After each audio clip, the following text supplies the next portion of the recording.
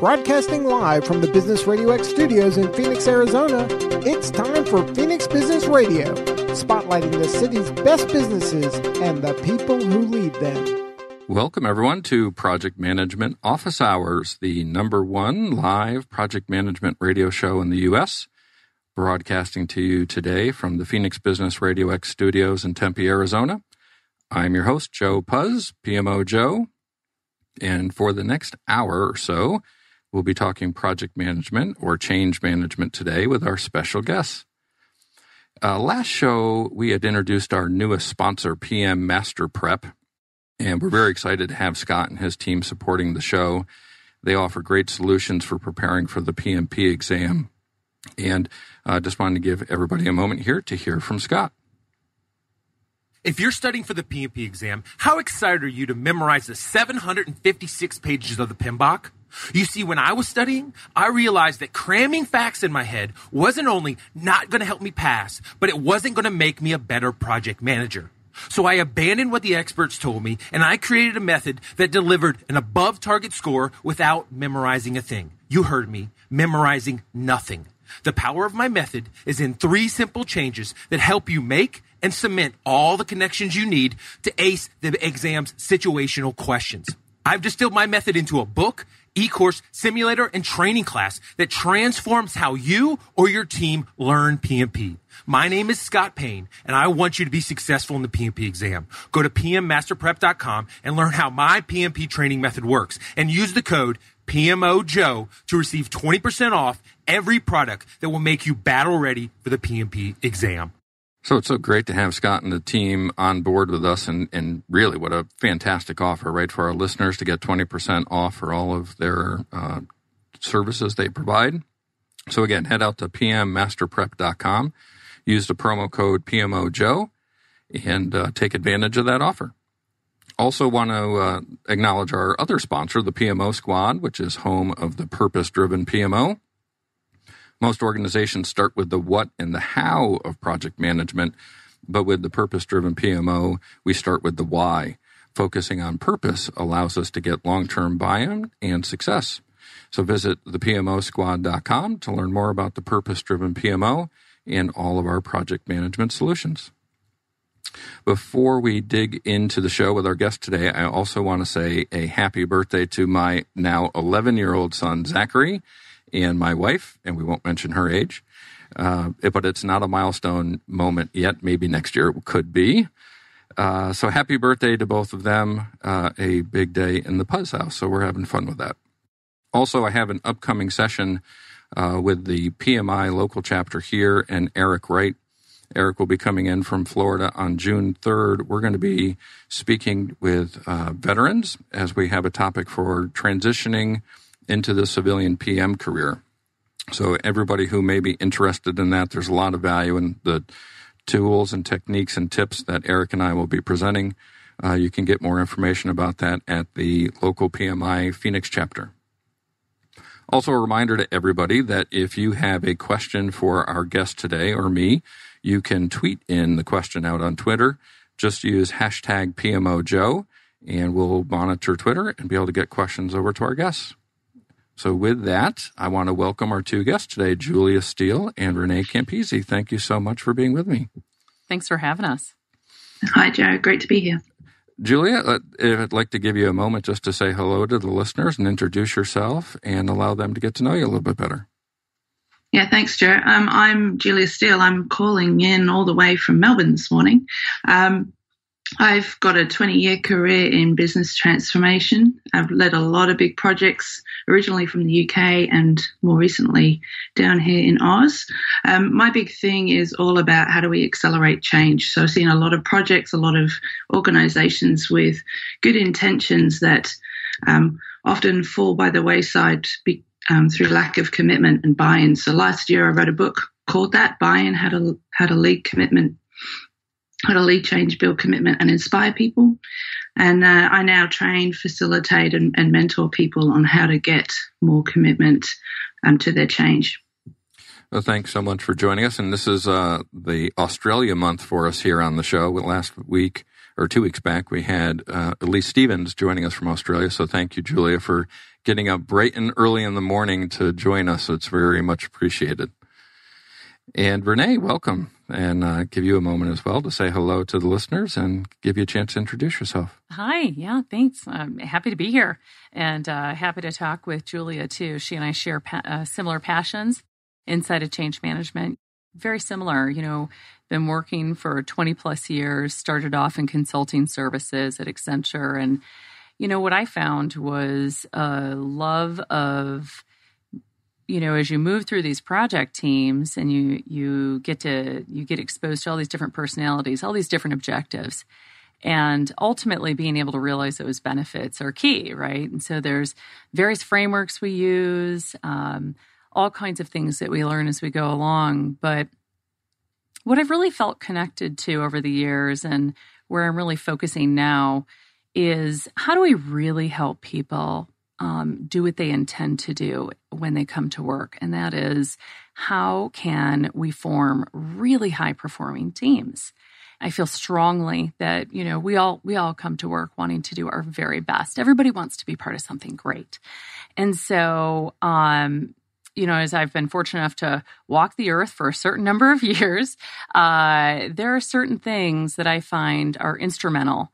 There are frameworks, there are approaches, there's value systems that really help generate a foundation first for high-performing teams, and then just accelerate their results and their unique contribution. And that's what's fun. Every project is different.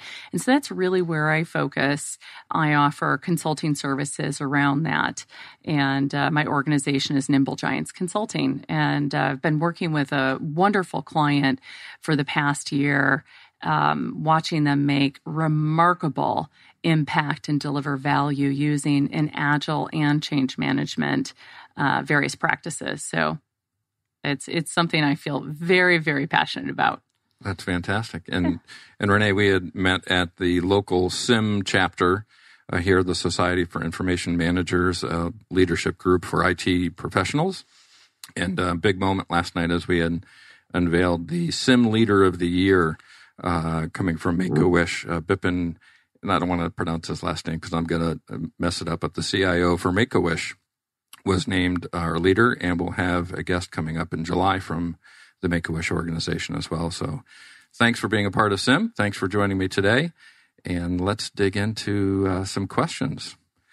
First, I guess, over to Julia. Tying into last show we had, we were dealing with the Celebrating Women in Project Management initiative that Elise Stevens has fostered and started across the globe. And I know you've been featured in that as well, Julia. So I didn't know if I wanted to give you a moment here just to talk about that and your experience involved in that initiative. Of course. Thanks, Joe. I met Elise a couple of years ago now, and kindred spirits in the role of women in project management. And I think when you look at the history of projects, not just in Australia, but globally, there is a history there that, forged out of construction and engineering. And for that reason, there has been quite a strong male bias with that regard. But, the more projects have gotten traction in organizations, the more projects have extended into non-engineering and non-construction industries. We've seen more and more women join the industry at all levels. And I think Elise's initiative really just demonstrated the diversity of women and the diversity of the projects that they're delivering. And for my own interest and commitment to sort of encouraging more women into the project management workforce and the PMO space. And what Elise has done has been fantastic in just promoting how many women are out there, because speaking from experience, sometimes it does feel like you are the only woman in the room, but Elise's initiative is reassuring that there are so many fantastic women doing great things in the project space around the world.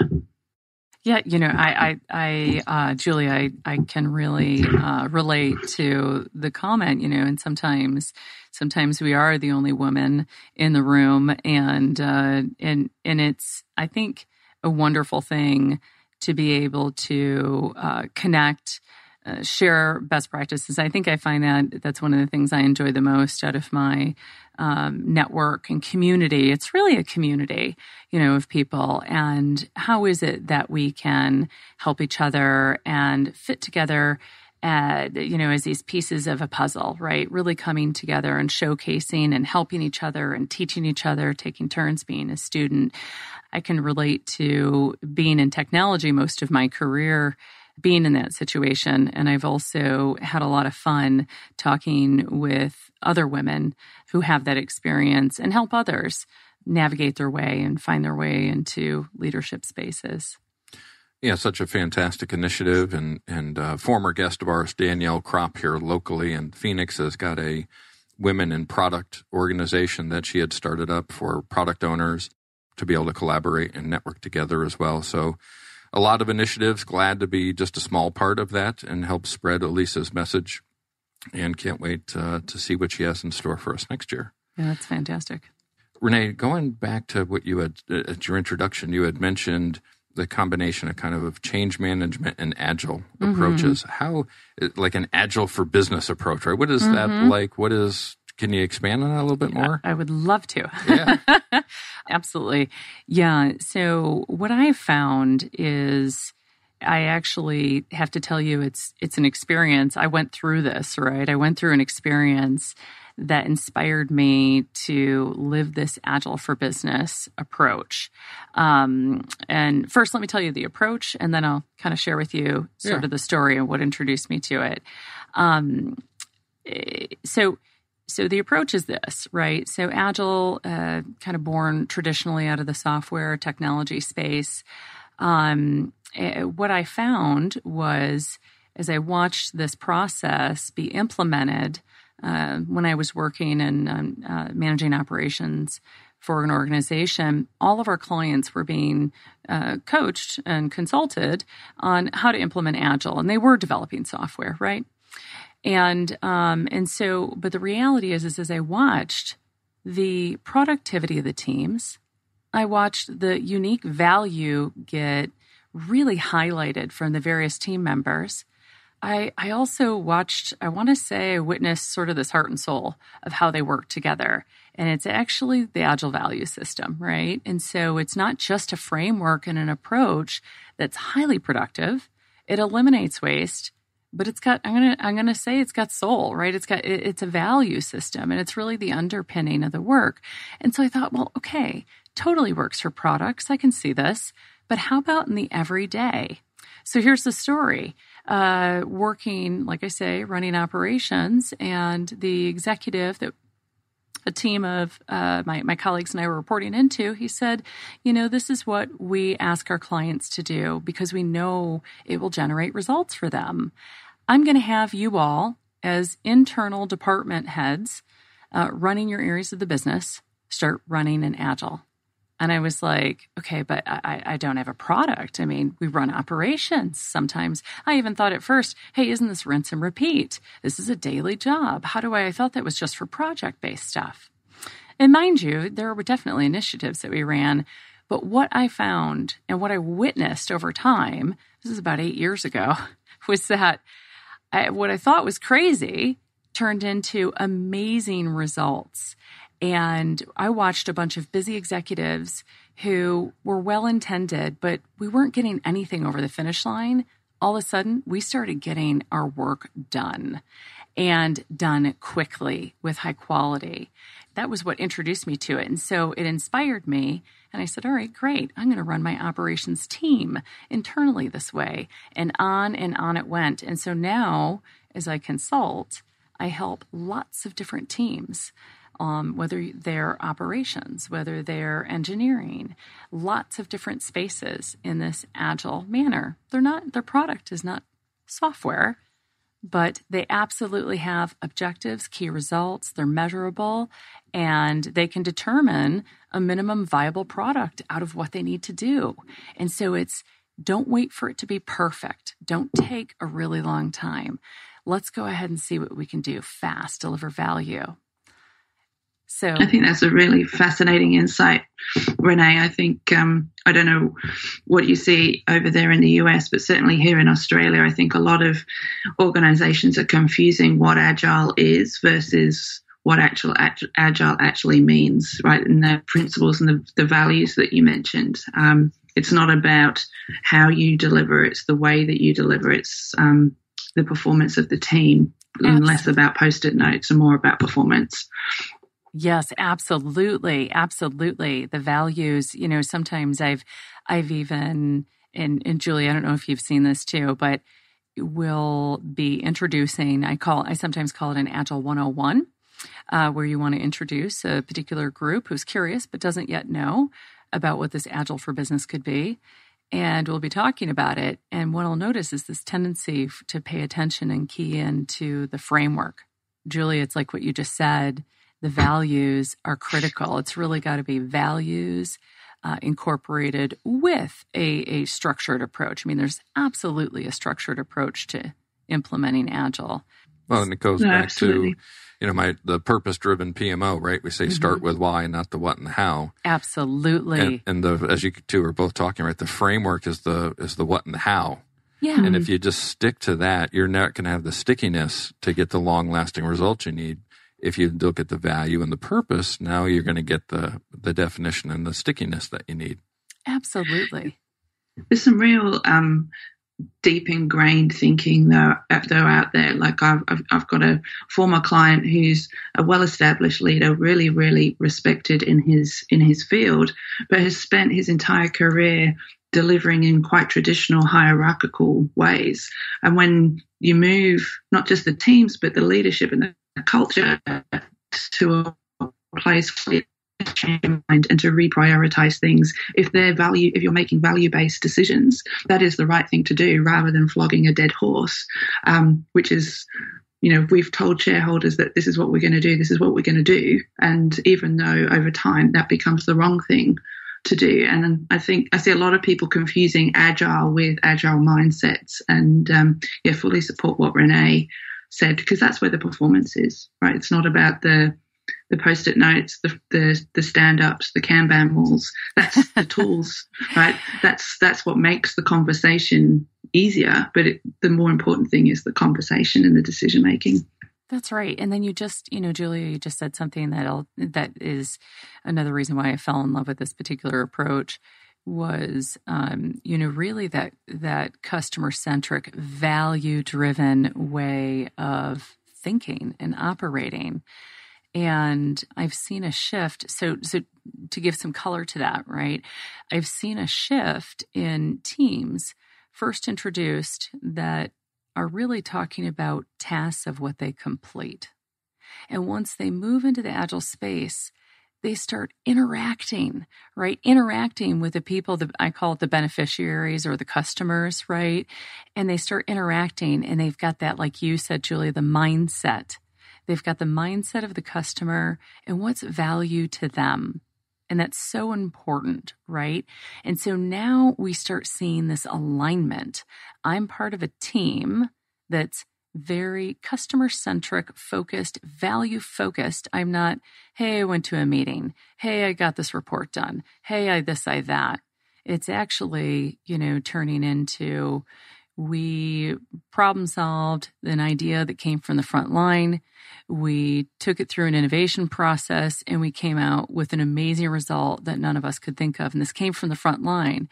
Now you've engaged the front line of an organization. You've got an Agile team operating together, ultimately to create a result, right? And it's just transformational in their mindset. So when you said that word, Julia, it just reminded me of a few experiences. Yeah, I think what I love about change is that it's everywhere. But what I hate about change is that people keep trying to box it in the same way that they box in project management. They're trying to make it that you're a change manager or you're a project manager. It's not change isn't a role definition. It's a leadership outcome, right? Where it doesn't matter whether you're on the front line or at the boardroom. Everyone has a change role. There's nowhere that I've seen in the clients that I've worked where I just look at someone and go, you're just doing operations. Even if you're in operations, you're still doing change. Oh, absolutely. And you know what, in today's day and age, right? It's like more, more valuable, faster, better. But, we have to be at a sustainable pace. And, it's kind of like what you've just said, Julia. I feel like it's not necessarily about a wholesale, change management, big team. It's kind of like we need to weave this into the fabric of what all of us do all the time, especially in today's age, right? I think that's one of the most important things. And with the technology that we have, I think that will be even, the way that we can approach change will be really interesting. When you think of data analytics, what kind of analytics can we get on indicators, from our teams and our people about change, right? And before something becomes an actual issue, what if you had, through technology today, the ability to tap into some qualitative data, if you will, look for patterns, and as leaders, be able to get that feedback and partner with your teams as you move through change. Because I couldn't agree more with you, though, Julia. Change is everywhere. It's pervasive. It's in everything we do. And, I think that it's got to be part of the everyday, right? Part of the everyday skill set. So I'm wondering how we know as employees there's a certain level of comfort in the status quo and every day knowing what you're going to be doing. And there's a bit of fear that's involved with change management. So how do we work within in organizations with employees at all different levels? And because different levels have different reactions to change and ownership of the change. So how do we work with those levels and the employees to get the buy-in and the long-term change that you're seeking? What I see a lot of organizations doing is that they're taking each project and looking at the change in isolation. So if you're an employee on the ground or you remember the team on the ground, the first change might have come along and it's well managed. Then the second change might come along and that's okay. And then by the time the third project's come along, you're like, okay, I'm getting a bit tired of this. By the fourth and the fifth, they're like, no, I'm done. And I think taking this sort of project by project approach is actually making change harder. And if there were more organizations that were making their leaders change ready at the cultural level, just saying, look, change is just a part of what we do, and readying people to deal with that rather than, oh, here's another project, here's another project, here's another project, I think we would see a very different outcome. Then it's almost like the same mindset as agile principles. It's just like, here's our change principles. It's just something that we need to elevate the conversation on. It's not, the project isn't changing the organization is changing. Does that make sense? Yeah. And so I think the way my mind works, right, being a PMO guy, is every project is unique. Therefore, it's a unique project that's going to bring change. But I think what I heard you say is, what's the change initiative of the entire organization? And the project is actually part of that. We're trying to change the way the company operates, and the project is going to be a piece of that, as opposed to change being a piece of the project. It's the reverse. Yes. Yeah. And also, like, if you think about your corporate values, right? If your corporate values, if you're going on a major transformation, I'd expect your corporate values to have things in there like trust. How do you build a leadership team that's got resilience in it? How do you embody courage? Right? All of these values and principles culturally drive the change, right? You just need to organizations need to ready their leader for any change, regardless of the project that's delivering it. And how, I guess, Renee, how do managers do that, right? I mean, that's a change, talking change, right? That's a change the way they operate today. So how do we initiate that? How do you begin those discussions? Absolutely. Well, actually, the very first thing I feel strongly about is managers, while we look at them and they, we put a lot on their shoulders, the first and best thing I believe we can do is help them become change ready first.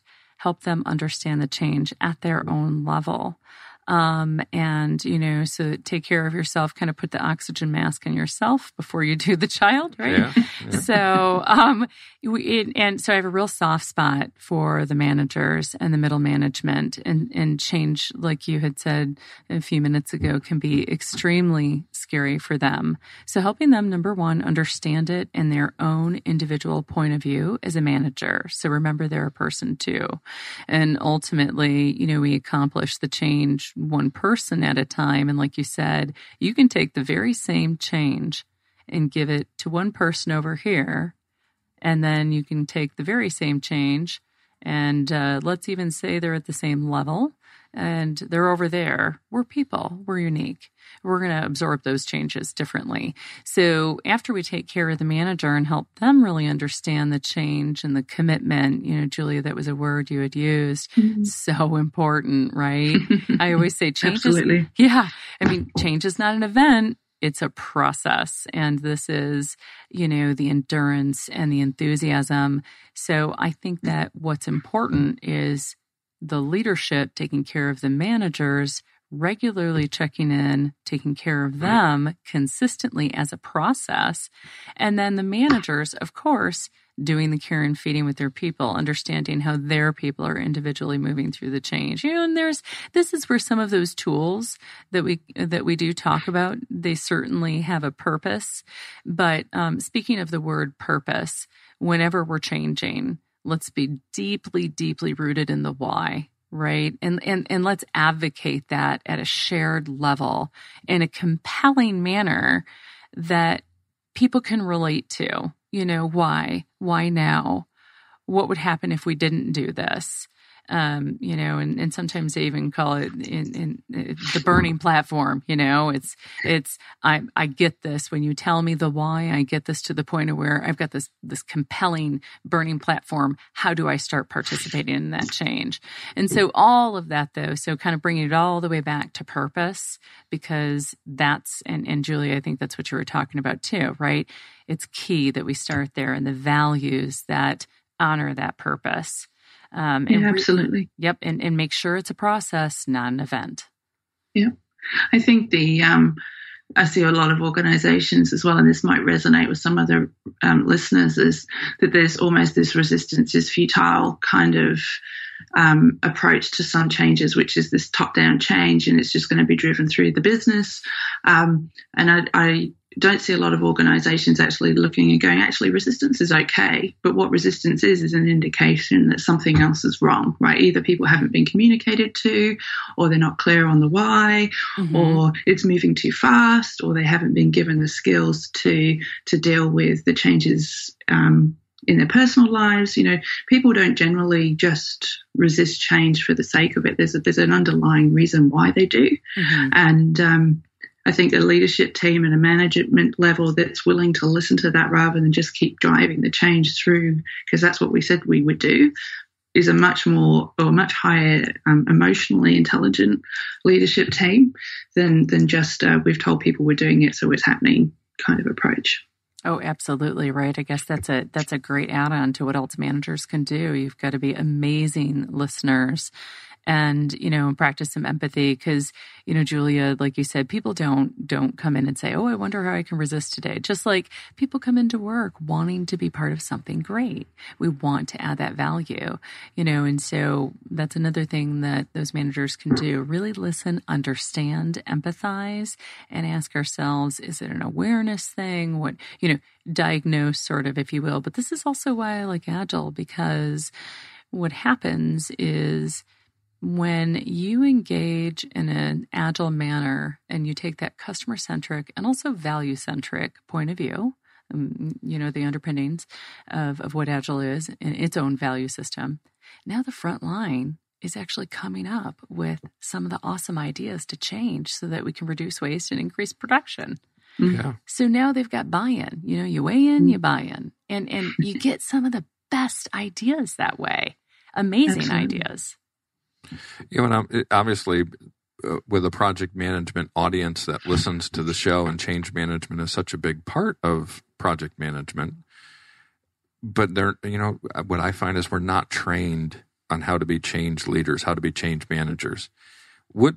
what tools, techniques, guidance, mentoring, whatever it may be, do you have, Julia, that you can share with the listeners about change management if you're looking at it from a PMO leader perspective or from a project manager perspective?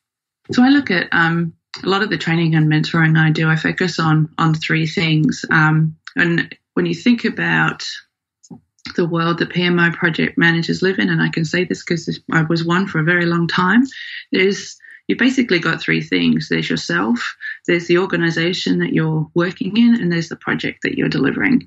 And I think so much of our project management and PMO training is it's all about the project, it's all about the project, it's all about the project. And we do less about, or we think less about, actually what's the organizational dynamics that I'm operating in, the environment that I'm operating in, what else is changing in and around me. And then we think even less about ourselves, around, what credibility do we need as leaders? How courageous do we need to be? I have a project manager that I was mentoring last year, and he said my stakeholders, one of my stakeholders really isn't on board with the project. And I said, well, what are your options? And he said, I just don't want to deal with him. And I was like, but you realize if you don't deal with him, if you don't overcome your fears to have the conversation with this person, nothing's going to change. And he was like, yeah, okay, I get it. Like, project managers are there to lead the project, but they have an individual leadership role. And it goes back to what you were saying earlier, Joe, about, what's our change leadership? And so I talk about 3 C's. Have you got confidence as a project manager to have the hard conversations? Because let's face it, change is hard. Mm-hmm. Have you got the clout and the influence that you need at the right level? Have you got the seat at the table to have those conversations and influence the change to get the outcome that you need? And do you have the courage to go there? Because I think a lot of projects hinge on probably a couple of key decisions. That if those decisions, those conversations don't happen, then that's where things start to drift off the line that they're meant to be delivering against. That's so great. I couldn't agree more, Julia. It's the natural, conflict avoidance, the, perceived conflict with resistance, right? I don't know how to handle this. So I think it absolutely takes courage to know that you need to talk about it. And I think one of the things I tell managers as well when they're faced with that is, let's think about where that person's coming from, the power of empathy. Sometimes it really helps to understand, like, oh, okay, well, maybe it isn't, conflict. This is an understanding. This is a dialogue. We can work through this, right? And certainly avoiding resistance actually only allows it to grow, for sure. Yes. So I'm a firm believer that there are very, very few people out there that go into work in the morning to intentionally be an idiot or to be nasty or to be difficult, right? That's right. We all want to inherently, we all want to do a good job. Mm-hmm. So if someone's not doing a good job or is being difficult, then you have to get to the bottom of their why. So I know we talked about why in a broader context, but every individual has a why that drives their behavior, and that's what you've got to get to. And that empathy and listening, Renee, is spot on. It's not about the reporting, it's about the relationships, I think, from a PMO and project management perspective. That's why I wrote the book, because I think it's all about relationships. Well, I think the value, right, which you're both talking about, is the end game is more productive employees, therefore more productive organizations, therefore a more productive society we live in. But you have to be willing to accept the change in your spot within that model, right, of that life cycle to understand where you fit and to be a contributor, right? To your point, Julia, you got to have the courage, right? And it's so easy to just sit back. It's so hard to be a leader and accept that courageous moment to step forward and say, I'm going to do that. Mm-hmm. Yeah. And I think I think there's also a conversation to be had around, are people resisting the change or they're resisting the journey. And I see the metaphor I use is kind of in The Matrix when Keanu Reeves needs to learn kung fu. He just sort of gets this injection in his head and all of a sudden he knows kung fu. But kind of wonder sometimes if he hadn't just been given all of the knowledge that he needed to learn kung fu, would Keanu sort of had this inner battle with whether he wanted to learn kung fu or go there or not. And it's a silly comparison, but I think a lot of people don't resist the change. They're actually resisting the journey. It's the questions that they have along the journey that need to be answered, not learning something new or changing their role. It's what does it mean for them? So let me kind of maybe shift gears slightly, but stay on point with this, right? And say the world we live in is now becoming a digital world, right? It's just a different place, right? You didn't. When I first started my career, we didn't have cell phones, right? Email was just coming out. So the speed at which change occurred wasn't as rapid as it is today. Mm-hmm. So how does change management fit into this rapidly changing, evolving digital world that we live in? And do all of us need to be change agents in this world? I can't agree with that more. The answer is yes. And I might have said it earlier, it's more. We need more value, faster, better, innovate, iterate, and yet we're humans. So we have to also be sustainable. You can't sprint constantly. Sometimes we have to do the marathon, but you're right, there's more pressure. And in today's digital age, I was reading an article and there was a phrase, I really liked it, be change smart. We need to be, and then they said change fitness, right? Think of it like an athlete. And you need to what we need to do is, yes, we all need to exercise various, tools and things that can help us do this, because the reality is there's an insatiable sort of hunger out there for, like I say, more, better, faster. So if we can practice a few techniques. And for me, what I particularly like, and it's, everybody's unique, but I really love some of the change management practices and techniques mixed with Agile to help these teams move into this in an intuitive way. And I alluded to this earlier. I think the other thing with the digital age that's going to be really cool for change management is, we've always talked about change management with the tangibles. We all understand the keys behind communication planning and training and these things we can measure and the knowledge that we impart and then people's proficiency. You're checking for ability. But I believe that I think that we'll be able to get at some of the intangibles as well. And that's what I was talking about earlier. So if there's, whether it be social media or the ability for automated analysis on surveys that can start to sniff out and be intelligent enough that before something's actually an issue, there's a certain symptom. And wouldn't it be interesting if we can give our managers feedback loops on some of these intangibles? That would be something as a practitioner I would love to see. To be able to go to something before, while it's at a simmer, not a rolling boil. Yeah. I think there's also a conversation that we should have about let's not limit our own beliefs about change. Like when I hear people say we can't change all the time, well, why? What is it? What is it about that statement that is scary for people? Right, and so if you turn it on its head and say, well, what would it take for us to be able to change all the time? That is, to me, is a much more exciting conversation to have. So, well, what would it take for us to change all the time? Okay, we need leaders that are empowered. Mm-hmm. We need middle managers that have more empathy or are given more time to lead the change that they know that their team's going to respond to. We're going to embody Agile. It might be different answers to that question depending on the organization, the industry that you're working in. But, what would it take for us to be able to change all the time? Because there's plenty of organizations that do it. So it's not that we can't. So let me take a kind of the devil's advocate approach on this, right? And a lot of the discussion today has been on the softer side of things, right? There hasn't been a hard tool to use or a hard methodology because it's more values and what's in it for me, right? Why? How are you going to teach me to do this? Why do I need to worry about it? What I'm doing today is working just fine. I get my paycheck. I go through my performance evaluation. The organization's doing well. We're profitable. What's in it for me? Why do I need to do this? Mm-hmm. Yeah. I go back to what Renee said earlier about product. And I think in the simplest terms, we are all products. Right? We all go out into the big world in the morning with something to offer. That's our product offering. And maybe your job, maybe your role in the family, that's your product offering.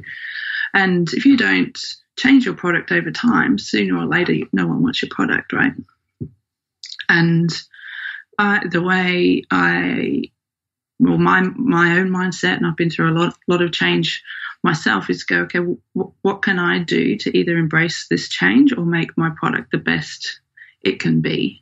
So if you're a project manager and you've been brought up on traditional ways of working and are used to waterfall, and you're seeing more agile in the industry, maybe go and explore that. Maybe that's how you evolve your product and become more appealing. If you're running a PMO that's been established for a number of years and it's seen as a governance and control mechanism, how do you evolve that product to become, a more agile or change-oriented or people-oriented office rather than a reporting office? Mm-hmm. Joe, you talked about something that it is something that I run into when I am first introducing people who are curious about that agile mentality, which is essentially promoting change, right? You're iteratively, in a very fast manner, producing product, and that's ultimately the goal, right? So it's constantly, we're iterating, we're changing.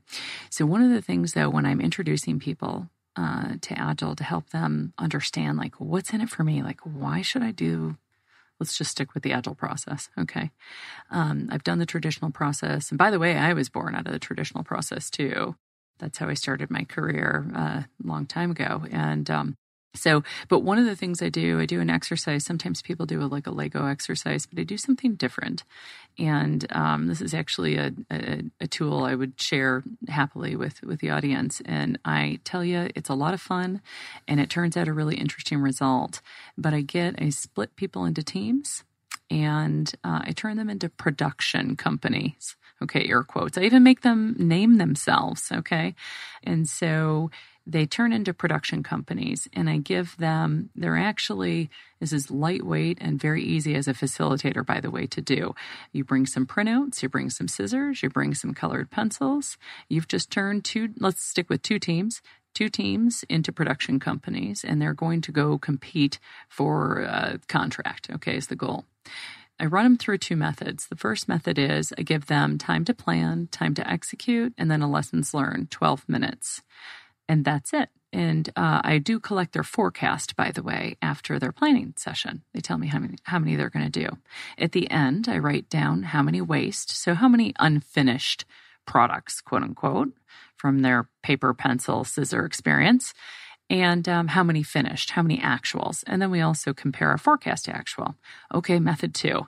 You probably know what I'm going to say. We use the same 12 minutes, but instead we do 1 minute of planning, 2 minutes of production time, and 1 minute of retrospective. And you do it 3 times.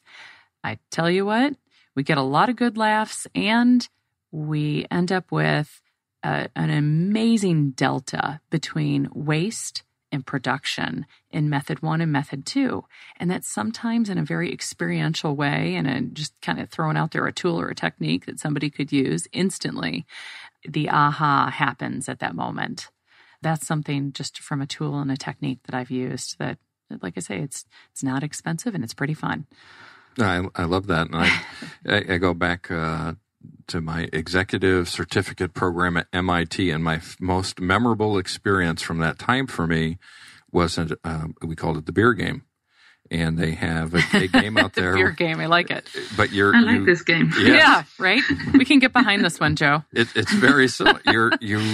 You create a distribution, a manufacturing, you break into teams, and you have a manufacturing section, a distribution section, a customer section, the buyers and consumers. and you see who can produce and consume and sell the most amount of beer. And it sounds similar to your mindset, except it's a bunch of, executives that are out there trying to do it. And again, it's my biggest takeaway from my entire program. So I love that example you provided. My clients might like it if I brought beer. Yeah. They might like that. You may have just given me an idea. Well, I'm glad I could contribute. It's a nice answer to the question as well. I think, sometimes the best way for people to embrace change is for you to show them in a safe way, right? And the two examples that you just gave are perfect examples of that. You could tell people the difference between productivity and waste and compare and contrast, but when they actually see it, they go, oh, okay, I get it now. And then they're more willing to embrace. Within an organization, right, we've talked about it, it's pervasive throughout. But somebody has to own it, right? There has to be an initiator, an owner, an accountable person to make sure it's driving through and hopefully ultimately successful, right? Where does that fall? So I'm just going to jump in on this really quick. One of the things that when we do this, ownership is ultimately key. But I also believe that making sure that the strategy and the very specific change is directly rooted to the core objectives of the company and in a very quantifiable way, right? We know how we're going to do this. We know what the change is. And then when you take that and have that all settled in, now you can start going into, okay, who is the champion of this change ultimately? And in the situation that I'm in right now, I actually had something happen 2 days ago. We thought we would be planning for the change with the owner, who would be that change champion. And we actually uncovered that the strategy wasn't yet settled. And so I backed the team up and we spent the time on strategy instead, and have a plan for getting the buy-in they need at a particular level. And then we'll be revisiting. Now, to answer the other part of that from an ownership perspective, I like to say, there's a couple different things as you've got this team deploying change. The owner must manage the change not from behind a desk. You've got to be out there, visible, active, and we need those owners to have endurance. You need them to have passion. You need them to have heart. Remember, I said change is not an event. It's a process. I feel really strongly about this one because this is all about getting started on the right foot. And to be honest, with teams I've talked to, if we don't have the right person, like Julia, you were saying that your 3 C's, right? Like that really resonated with me because if you don't have it, it's actually worth saying, guys, let's put a pause button on this. Let's go revisit first things first. We've got to make sure that we have the success because the number one indicator for success is that proper, robust, thorough, passionate sponsorship, right? Ownership, actively, visibly throughout the entire duration of the project. And it's actually been proven, there's research out there that gets constantly checked in and refreshed, that it's also an absence of that as a number one indicator for why something will fail, or that lack of commitment like you guys were talking about earlier. Yeah. When I wrote buy-in, I spoke a lot about on day one of a change or a project, there is one person that owns it. But by the time you get to the end, everyone should own it. Right? That's what buy-in is, right? So it may be that the change starts at the top and it's the CEO or the C-suite. But over the course of the project or the change, everyone needs to become accountable for their portion of it. So it may be, Joe Smith on the ground takes accountability for learning something new. It may be middle manager who has accountability for communicating it. They need to do that. Or it may be the leadership team committing to do town halls or whatever the communication strategy might be, that they take accountability for that piece as well. And I think so many projects and project frameworks focus on there's one person accountable, and there is, right? There is always a sponsor or an accountable person. But not everything can rest on the shoulders of that person. It needs to be, everyone needs to be helped to be accountable between day one and the end. Yeah, absolutely. That's right. That's how you do that. Organizational change is accomplished through each individual, and once they embody that, then now you're really helping to make it stick or make it sticky, like you talked about earlier, Joe. 100% agree, Julia. So I'm always fascinated, right? We have a bit of isolation here in the States as to the way we do business is the way you're supposed to do business. Mm-hmm. And when we have guests join us from outside the U.S., I want to always get that perspective and share that because, again, we have about 30% of our audience is actually from outside the U.S., and we have guests coming up from Canada and Honduras and Germany, so that's going to continue. But Julia, what's your perspective having spent time in the UK and Australia and obviously in the States as well? You've been here. Mm-hmm. Culturally, are there differences how change is accepted and received and delivered? Look, I was in the States recently, and the one thing I always hear when I say I'm from Australia is so far away. And actually, it's really not. Like it's a 14-hour flight, but I got on the plane in San Francisco. I woke up in Melbourne. It's not that different. I think at an individual level, change is change.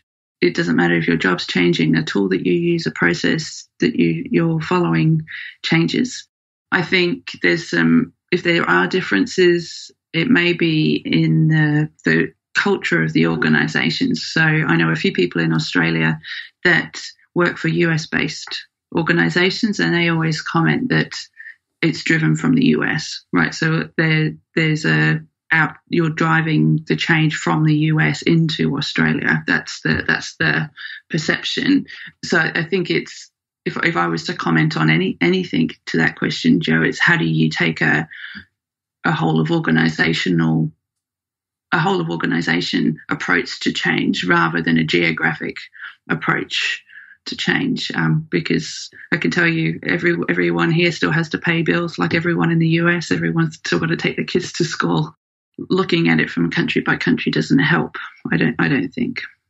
Well, and as we know, the world, right? The famous book, "The World is Flat," right? So it's there may be geography and lines on maps that say where countries end, but business doesn't end at those borders, right? We cut across those.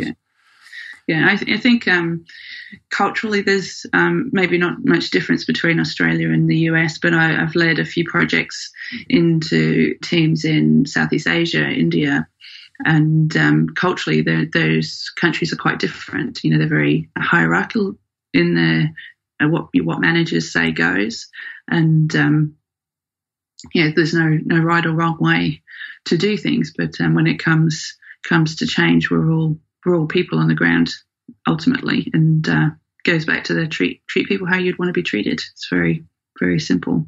You know, it's interesting. I was with my client just in South America, and the product owner pulled me aside. We were kicking off. The product owner pulled me aside and had said, you know, we went through the Agile training, and he said, this is going to be a change, a significant change for my team. They're used to command and control. So Julia, you mentioned that, and you know, and I see that here too in the U.S. based on various organizational cultures, right? It really isn't about the country, but did run into that. And it's interesting because, you know, we're talking both about project management and change today. And as I was introducing project management, I realized I had a whole change project on my hands too, right? Because culturally they're used to command and control. And I'm happy to report that the team is, you know, I say cooking with gas right now. They're loving this way. They've actually really bonded too. And the product owner has actually shared that it's been transformational for him, and he actually feels a burden off his shoulders. He said, "That's great." Yeah, he said people used to come to me when there was a big problem. They said, "Well, I could have told you that was going to happen." And he's like, "Why didn't you?" Right? So now they're responsible. The team is responsible for helping. It's encouraged. Tell me what you think is going to happen. Tell me how you think that problem should be solved. And so they're finding, you know, many hands make for light work. Yeah, absolutely. And Julie, I just want to go back to one item you had mentioned, kind of the last thing you wrapped up and said, treat people how you want to be treated. Just a reference back to past guest Ruth Pierce was on, and she just spoke over at the PMI EMEA Global Congress session this past week. And she talks about how treat people how they want to be treated, not treat people how you want to be treated. And I thought just the changing that one word is so impactful, right? And I've always viewed the world through my eyes, and what Ruth is working with her customers and clients and the readers of her books is we've got to change that mindset to look at the world through their eyes. Mm-hmm. Absolutely. So it just triggered that thought with me. So Love that. I'm going to take that and look up Ruth. Ruth is awesome. She is great. I'm so glad to call her my friend and to be associated with her. She's done great things, and looking forward to what she's going to continue to do as well. So we're getting close to wrapping up here. I just want one more question I wanted to ask Renee before we wrap up is, we've met, and I know the answer to this question, but I love the name of your company, Nimble Giants. That's right. Can you share the story behind that and what that means? You bet. So I wish that it had some, deep kind of story here that I could share. But the reality is this: what I found in my own experience when I was an employee, and then as I ventured out and created this company on my own, what we have today are these very large, successful organizations that are craving the ability to be more flexible and iterative and innovative. And I called them my Nimble Giants. And I know it's possible. I've seen it. I've lived it. I've done it. So I am committed to helping these organizations, whether it be build brand new capabilities in their large organizations that fill voids of value drivers that aren't yet being discovered, or if it's reimagining with a team how they can do this. And actually, it really speaks to my heart and what I'm passionate about, which I had said, high-performing teams and people, ultimately helping them go to work every day and come home feeling so good about what they contributed uniquely with high value. And it's just this unlocking event. I've seen it happen. So I help big giants become nimble. That's awesome. I love it. So we're at the end of the show, and I want to thank obviously both of you for being on. It was great. It was very informative. Thank you so much again, Julia, for waking up so early to join us live from Australia. And I'm a day closer to the weekend than you. It's good. Yeah. No fair. And want to give you a chance, right, to let everybody know where they can get your book that you mentioned, and also anything that you have upcoming, or any ways they can get in touch with you. So the best way to get hold of me is through juliasteele.com. I'm on LinkedIn and Twitter too, but digital and hard copy of my book are available on my website, juliasteele.com. I am always in California, so if you want to subscribe to my newsletter, Nerves of Steel, you can do that at my website too. And if I'm speaking in the US, that's the best way to hear about where I am and when I'm over there. And you've got like the perfect like movie star name too, right? You should be the heroine in an action movie, right? Julia Steele, Change Agent. Yes, that's right. Yes. I love it. And Renee, how about you? A chance to let the audience know where they can connect with you and anything that you have to share with them. Yeah, absolutely. Please go to Nimble Giants. That's got an S on the end, .com. You can also find me on LinkedIn, Renee Campisi. But I would say just go to my website and you can contact me there. And it's really that simple. Yeah, LinkedIn is also another fantastic way to find me. Great. Thank you so much. Reminder to everyone that we are live the first and third Thursday each month. And our next show will be on June 6th. We'll be back into our standard 11 o'clock time slot. We'll have Steve Fulmer and Daryl Gardner on with us. And also a reminder, right? These shows are live, but we also record them. So be sure to subscribe to Project Management Office Hours podcast on Apple, Google, iHeartRadio, Spotify, Spreaker, Stitcher, whatever your podcast platform of choice is. Feel free to leave a review. Let us know what you think about the show and what we can do to make sure that we're giving you everything you need. Also, again, one last thanks to our sponsors, PM Master Prep, use the promo code PMO Joe to get a 20% discount off all their products. And of course, the PMO Squad, home of the purpose-driven PMO. You can visit PMOsquad.com to learn more about that. So that's it for now. Office hours are closed. Until next time, I'm PMO Joe, and you've been listening to Project Management Office Hours.